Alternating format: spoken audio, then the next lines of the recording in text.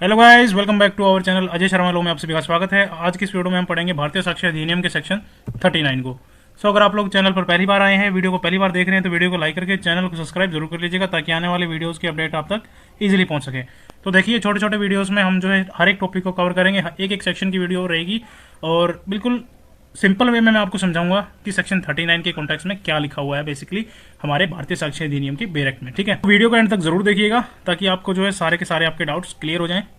इस वीडियो में हम पढ़ेंगे कि जो थर्ड पर्सन होता है ना, उसका ओपिनियन कब रेलिवेंट होता है, उसी के बारे में हम जो है आज से इस कंसेप्ट को शुरू कर रहे हैं। और आज की इस वीडियो में हम सिर्फ सेक्शन 39 को ही कवर करेंगे। सेक्शन 39 ऑफ भारतीय साक्ष्य अधिनियम ये बात करता है ओपिनियंस ऑफ एक्सपर्ट।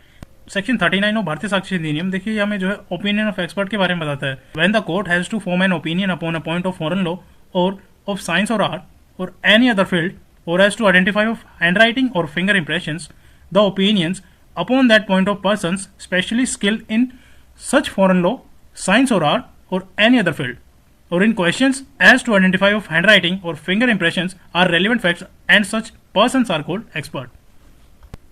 देखिए इस सेक्शन में हमें बताया गया है सेक्शन 39 में, जब कोर्ट को किसी फॉरेन लॉ, साइंस या फिर आर्ट या किसी स्पेशल फील्ड के मैटर में जो है ओपिनियन बनाना होता है या फिर हैंडराइटिंग या फिर फिंगरप्रिंट्स जो है उसकी पहचान करनी होती है, तब उन लोगों की जो है ओपिनियंस जो है उन लोगों का यानी बेसिकली उन लोगों की जो राय है वो इंपॉर्टेंट होती है, जो उस फील्ड में स्पेशली स्किल्ड होते हैं। ऐसे स्किल्ड लोगों के जो ओपिनियन है उनको रेलेवेंट फैक्ट माना जाता है और उन लोगों को जो है एक्सपर्ट बोला जाता है, यानी उसको जो है एक्सपर्ट कहा जाता है बेसिकली। घबराइए मत, मैं इसको जो है इलस्ट्रेशन के थ्रू भी आपको समझाऊंगा। आइए देखते हैं सेक्शन 39 की illustration by one. A illustration of section 39 देखिए क्या कहती है। Illustration A, the question is whether the death of A was caused by poison, the opinions of experts as to the symptoms produced by the poison by which A is supposed to have death are relevant। देखो ये illustration क्या कह रही है कि जो सवाल यहाँ पर ये है कि क्या ए की जो डेथ है वो पॉइजन से हुई थी, तो जो एक्सपर्ट्स जैसे कि डॉक्टर्स या फिर फोरेंसिक्स एक्सपर्ट जो है पॉइजन्स के सिम्टम्स के बारे में अपनी जो है ओपिनियन देते हैं, वो जो यहाँ पर रेलिवेंट मानी जाती है।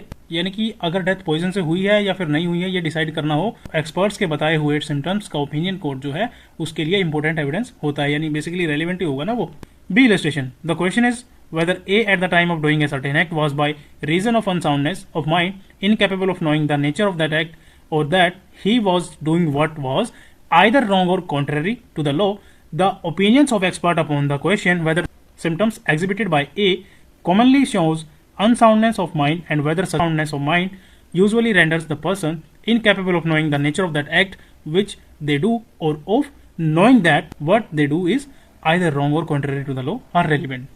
कि यहाँ पर जो है सवाल ये है कि जब ए ने कोई एक्ट किया तब वो अनसाउंड माइंड यानी कि पागलपन या फिर मेंटल इलनेस की वजह से उसने जो है उस एक्ट की नेचर जो है समझने में इनकेपेबल था। वो ठीक है, जो वो एक्ट कर रहा था ना उसको समझने में इनकेपेबल था, या उसे जो है पता ही नहीं था कि वो जो है गलत या फिर इलीगल काम जो है कर रहा है। तो इस सिचुएशन में जो है एक्सपर्ट जैसे कि डॉक्टर्स, साइकेट्रिस्ट, इनकी जो ओपिनियन जो है वो इंपॉर्टेंट होती है, जो बताते हैं कि ए के जो सिम्टम्स हैं क्या वो जर्नली अनसाउंडनेस ऑफ माइंड दिखाते हैं, और क्या ऐसी मेंटल कंडीशन में आदमी को अपने काम की नेचर या फिर जो है जो वो एक्ट कर रहा है उसको समझने की जो एबिलिटी है वो होती ही नहीं है कि वो गलत या कानून के खिलाफ है। इस पर भी जो है एक्सपर्ट की ओपिनियन यहाँ पर रेलिवेंट होती है। ठीक है, station C, the question is whether a certain document was written by A, another document is produced which is proved or admitted to be have been written by A, the opinions of expert on the question whether the two documents were written by the same person or by different persons are relevant। देखो सी illustration यहाँ पर क्या कह रही है, यहाँ पर हमारे पास जो है सवाल ये है कि क्या एक पर्टिकुलर डॉक्यूमेंट जो है ए ने लिखा है या फिर नहीं लिखा है।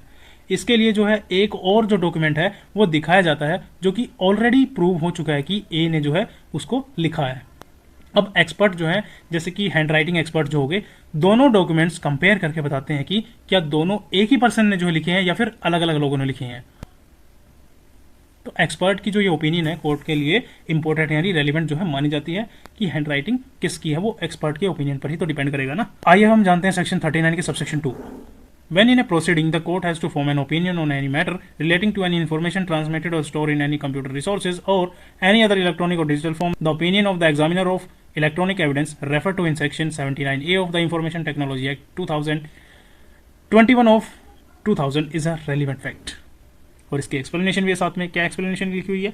For the purposes of this subsection an examiner of electronic evidence shall be an expert. तो देखो सबसेक्शन 2 है ये 39 का, ये क्या कहता है, जब कोर्ट को किसी केस में जो है कंप्यूटर, मोबाइल या फिर किसी इलेक्ट्रॉनिक डिजिटल डाटा जैसे कि फाइल्स, मैसेज, ईमेल्स वगैरह ये सब हो गए एक्सेट्रा एक्सेट्रा, इसके बारे में जो है वो ओपिनियन बनाना होता है, तब एग्जामिनर ऑफ इलेक्ट्रॉनिक एविडेंस जो इन्फॉर्मेशन आईटी एक्ट, जो आईटी एक्ट है ना 2000 का, उसके सेक्शन 79A में जो है मेंशन है, उसकी जो है ओपिनियन इंपॉर्टेंट मानी जाती है। ठीक है, एग्जामिनर ऑफ इलेक्ट्रॉनिक एविडेंस, ठीक है, उनका ओपिनियन कोर्ट के लिए एक रेलिवेंट फैक्ट होता है। यानी कि देखो सिंपली हम समझे सबसेक्शन 2 में क्या है इसमें, कि जो डिजिटल एविडेंस के केसेस में जो है एक्सपर्ट कौन होंगे, एग्जामिनर ऑफ इलेक्ट्रॉनिक एविडेंस की ओपिनियन जो है यहाँ पर लीगली इंपॉर्टेंट मानी जाती है, रेलिवेंट। ठीक है, तो उनकी जो ओपिनियन है वो रेलिवेंट मानी जाती है। और एक्सप्लेनेशन में क्या लिखा हुआ है, इस सबसेक्शन के पर्पज के लिए जो भी एग्जामिनर ऑफ इलेक्ट्रॉनिक एविडेंस को एक एक्सपर्ट माना जाएगा।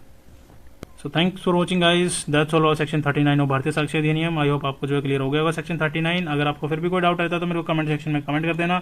ओके बाय बाय गाइस, मिलते हैं नेक्स्ट वीडियो में। Don't forget to like and subscribe, Ajay Sharma लो। Okay bye bye guys, so thank you.